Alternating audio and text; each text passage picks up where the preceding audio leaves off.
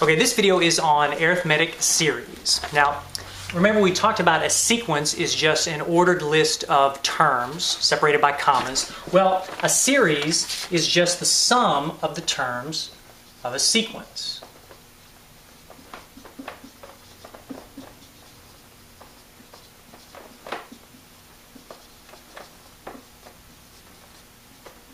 So, for example, if we had a sequence, very simple sequence 1, 2, 3, 4, and so on. For this sequence, the series that corresponds to this particular sequence would just be the sum of all of these terms of the sequence, and it would keep going on and on and on. Now, you can probably imagine for an infinite sequence like this one right here, very often we only want to talk about the sum of a certain number of terms of the sequence. So for example, the sum of the first 3 terms of this sequence would just be 1 plus 2 plus 3, which is 6. And that's called a partial sum. So this is a partial sum of this particular series. It's a sum of only some of the terms. And that's all a partial sum is, and very often you see it written using this notation, S with a subscript of n, and S sub n is specifically the sum of the first n terms of a series.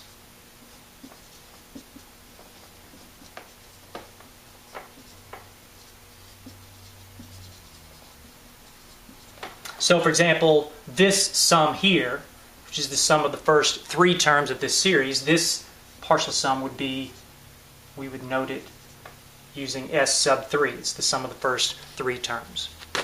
So let's take a look at some examples of how we would go about calculating partial sums. Example number 1, this is an example that has to do with a very famous mathematician named Carl Friedrich Gauss. And there's a story told about Gauss that when he was a boy, around say 10 years old, one of his math teachers gave his class an assignment to add up all of the numbers from 1 to 100, presumably thinking to test their addition skills.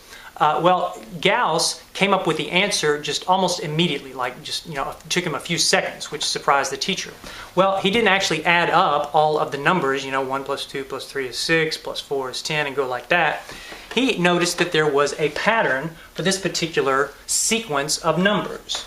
Well, what he was essentially doing was what we call calculating a partial sum of a sequence, and the sequence was, well, the series was 1 plus 2 plus 3 plus 4, on and on and on. And I'm not going to write out the whole sequence, but I'm going to write out a few numbers. I'm going to write out enough numbers to kind of give you an idea of what it was that Gauss did.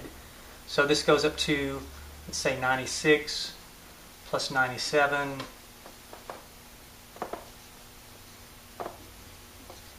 plus 100. Okay, so he's going to add up all of the numbers from 1 to 100. Well, so Gauss kind of took a look at these numbers, or at least took a look at them in his head, and he realized, if I kind of ignore for a minute just the last number here, just kind of come back to that one, I noticed that if I pair up 1 and 99, well, 1 and 99 is 100. And if I pair up 2 and 98, well, 2 plus 98 is also 100. And 3 plus 97 is 100. And 4 plus 96 is 100. And he started to see that all of these numbers, if you pair them all up, well, then they equal to 100.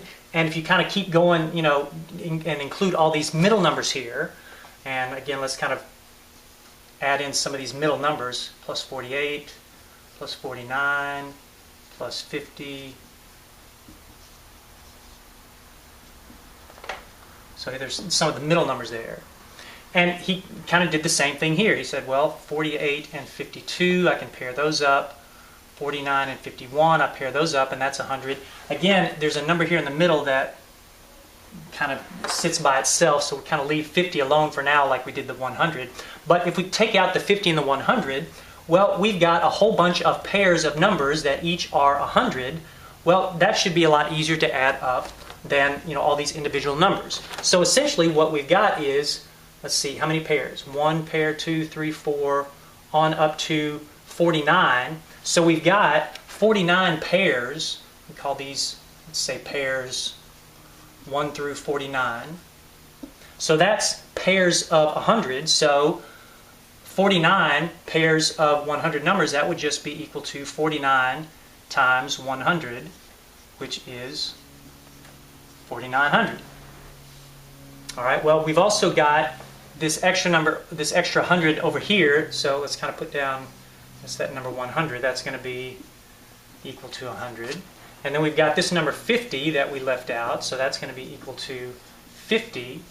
Well, that's all of our numbers. I've got my 49 pairs plus the 100 on the end plus the 50 in the middle. If I add all those up, then I get 5,050. And that was what Gauss fairly quickly went up to his teacher and said, here, I'm done. It adds up to 5,050. Well, this pattern, based on this pattern, we can come up with a formula for the partial sum of any arithmetic series. So in particular, if you notice that right here we have 50 100s. So this would be equal to, if we said the partial sum of these 100 numbers, it equals 50 times 100 plus this additional 50 down here plus 50. Well, that number right here, we're talking about the first 100 terms, and 50 happens to be how many pairs that we get. Well, this kind of leads us to a more general formula, which would be that the first n terms of this particular series we could write as 1/2 of n. 50 is 1/2 of 100. So that's 1/2 times n. 50, 1/2 of n. Then that times the actual number n, which is where this 100 comes from. So 1/2 n times n plus, and here again we're going to add in 1/2 of our value for n. So plus 1/2 n. And if I do a little bit of algebra here, I've got this kind of common factor here, 1/2 n, then I could write this as 1/2 n times n plus 1. And that's kind of the format that you see this formula written in. Now, one of the things that we want to note about this formula is that this will only work for this particular series, and we would like to have a more general formula that we can use. And the more general formula that we're going to be using looks something like this. S sub n is 1/2 n times n, in this case, we'll go ahead and just write this one down. 1/2 n times n plus 1. Well, the 1 in this case is the very first term of the series. In this case, our first term of the series is 1. So we're going to write this as 1/2 n times, the first term of the series is 1. Well, we usually denote the first term of the series as a sub 1. N, in this case, is the nth term of this series. That is the 100th term of the series that we are adding up. Well, we usually denote the nth term of a series as a sub n. So this is our more general form of our formula for a partial sum. And in general, we write it like this. S sub n equals 1/2 n times, and we usually just flip these two terms here, the first term of the series plus the last term of the series. Well, now we have a formula that we can use for any arithmetic series. So let's take a look at a couple of examples using this formula.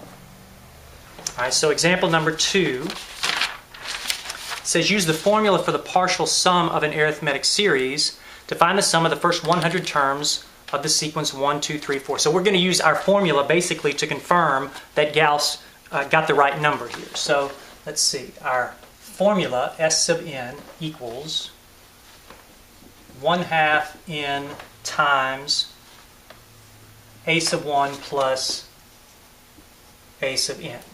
Okay, so for this particular arithmetic series, we're looking for the sum of the first 100 terms, so we want s sub 100. So that's going to be 1/2 times n is 100, so we'll plug in 100 for n. Now we just need the first term and the last term in our series. Well, the first term is 1, and the last term is 100. So now we just need to do a little bit of arithmetic here. Let's see, 1/2 times 100 is 50. 1 plus 100 is 101. And 50 times 101 is equal to 5,050, which is what Gauss figured out a long time ago. Example number 3. Use the formula for the partial sum of an arithmetic series to find the sum of the first 30 even numbers. Okay, now we're talking about a different arithmetic series. So let's write down the first 30 even numbers. So we're basically talking about this sequence of numbers, 2, 4, 6, 8. And we want 2, 4, 6, 8 all the way up to the 30th term, which I don't know exactly what that term is. I know this is a sub 1, this is a sub 2, this is a sub 3, and I'm going to go all the way up to a sub 30. And so what I'm looking for here is the sum of the first 30 terms, that is a partial sum. And I have my formula here. So my sum of my first 30 terms is going to be 1/2 times n, which is 30. So I'll plug that in. Times a sub 1, which is the first term. My first term is 2. Plus a sub n, which is the last term in my series, which is to say the 30th term. A sub n would be a sub 30. Well, I don't know what a sub 30 is. However, I do have a formula that I can use to figure out what the 30th term is. I learned about that when I learned about arithmetic series. I remember that the nth term of an arithmetic series is just the first term plus n minus 1 times the common difference in the sequence. So let's see, if I'm looking for a sub 30, the 30th term, the 30th term is going to be equal to the first term, which is 2, plus, let's see, n minus 1, that's 30 minus 1, which is 29, times the common difference. Well, the common difference for this sequence is 2.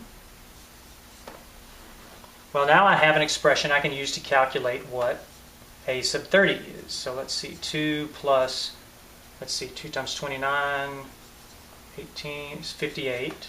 So a sub 30 equals 60. And I can plug that number in here. So my partial sum of the first 30 terms is going to be 1/2 times 30 times 2 plus 60. And let's see, 1/2 times 30, that's 15. 2 plus 60 is 62, so 15 times 62. Let's see.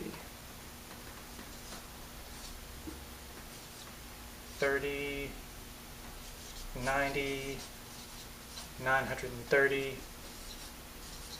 And the sum of the first 30 terms of this arithmetic series is 930.